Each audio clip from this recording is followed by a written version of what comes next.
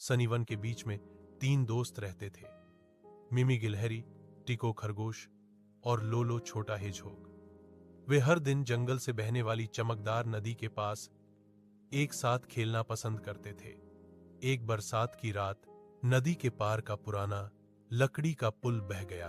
अगली सुबह दोस्त तेज बहते पानी के किनारे खड़े थे। अब हम बेरी के खेत तक नहीं जा सकते, टीको ने आह भरी।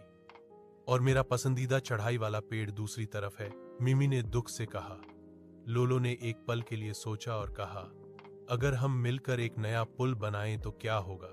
वे सब सहमत हो गए। मिमी तेज थी और पेड़ों पर चढ़ सकती थी, इसीलिए उसने सबसे ऊंची शाखाओं से मजबूत सीधी लाठियां एकत्र की।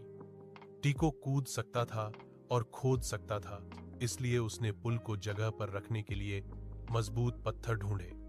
लोलो हालांकि छोटा था, चालाक और धैर्यवान था।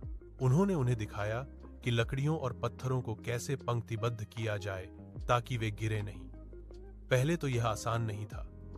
लकड़ियां फिसल गईं और टिको नदी से छप गया। मिमी खिलखिलाई, फिर उसे बाहर निकालने में मदद की। वे हंसे, फिर से कोशिश की और हार नहीं मानी। धीरे धीरे टुकड़े टुकड़े करके उनका पुल बढ़ने लगा। सूर्यास्त तक पानी के ऊपर एक छोटा लेकिन मजबूत पुल फैला हुआ था। तीनों ने मिलकर पंजा में पंजा डालकर इसे पार किया। हमने कर दिखाया, उन्होंने जयकारा किया। उस शाम उन्होंने दूसरी तरफ जामुन साझा किए और सुनहरे आकाश को देखा। उन्हें एक महत्वपूर्ण बात का एहसास हुआ। अकेले वे छोटे थे, लेकिन साथ मिलकर वे मजबूत थे।